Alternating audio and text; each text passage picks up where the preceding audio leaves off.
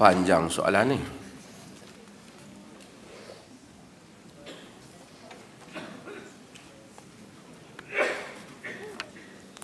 Saya telah berkahwin hampir 2 tahun. Sepanjang perkahwinan saya dapati ibu mertua bersifat skeptif terhadap saya. Dia akan cuba cari sebab untuk marah-marah dan tengking-tengking saya apabila saya pulang ke rumah mertua. Selama ini sebagai menantu saya ambil sikap berdiam diri kerana agama menyuruh saya menghormati dia sebagai orang tua dan ibu mertua. Namun terdapat hadis menyatakan seorang mukmin tidak akan dipatuk dalam lubang yang sama 2 kali, yang membuatkan saya ingin mengambil alternatif untuk tidak lagi pulang ke rumah mak mentua dan tidak berhubung dengan dia lagi. Pohon pandangan. Dia ada 2 keadaan. Satu, ni tak tahulah ni cerita kan, cerita yang dia tulis, tapi satu, orang jadi mak mentua. Orang jadi mak mentua.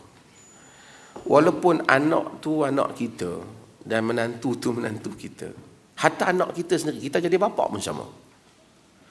Kita sebenarnya kalau kita zalim anak kita, kita berdosa. Walaupun kita kata, anak aku, takkan aku berdosa? Dosa. Walaupun dia anak kita, walaupun dia tak bolehlah lawan kita, maki kita, tapi tidaklah berarti kita tak berdosa. Kita berdosa. Sebab tu Nabi tak benarkan orang yang nak bagikan harta, nak buat tak sama pada anak-anak. Nabi kata, aku tak suka orang zalim. Padahal dia buat pembahagian sembelihan itu, ya tak sama. Nabi tak bagi. Kalau bagi kat dia ni, kena bagi kat dia ni. Katalah kita bagi kat anak kita yang ni, kita bagi kat dia lebih. Sama-sama besar ni. Kau bagi 100 ribu, jenis kaya kan. Kau 100 ribu. Kau 50 ribu je. Hari tu aku ajak kau pergi, kau tak nak. Dia dendam. Tak boleh kalau kita bagi sama. Kalau tanpa alasan yang benar. Melainkan dia ni dia tak perlu banyak tu. So dia sekolah rendah, yang tu sekolah menengah. Itu cerita lain. Kita salah. Man la yarham la yurham. Siapa yang tak kesian, dia tak dikesiani. Okey, itu satu hal. Tapi kita pula, kata kita duduk masalah tu. Mak mentua kita tak suka kat kita.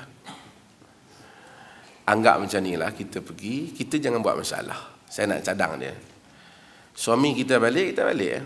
Dia cakap, kita kena jadi orang bijak, kita tak payah. Kita tak payah masuk, dia kata tu.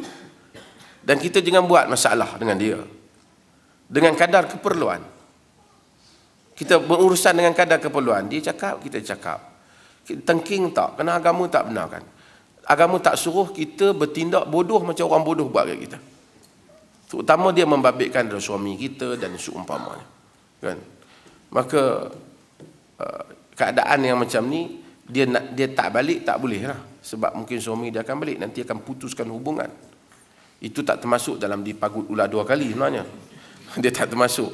Dia termasuk kerana ada hadis Nabi cakap tentang orang yang dia bagi tahu, ya Rasulullah, aku ni selalu pergi menghubungkan hubungan adik-beradik aku, tapi mereka putuskan hubunganku. Nabi kata, jika kau berterusan demikian, kau buat kebaikan, sedangkan mereka menyalakan neraka, bahan neraka untuk mereka. So demikianlah kita dalam hidup ni, kadang-kadang ada keadaan yang kita pun bukan senang nak hadapi. Allah uji kita, mungkin pahala kita, dosa kita mana-mana dia hapuskan dengan sikap sebahagian orang terhadap kita.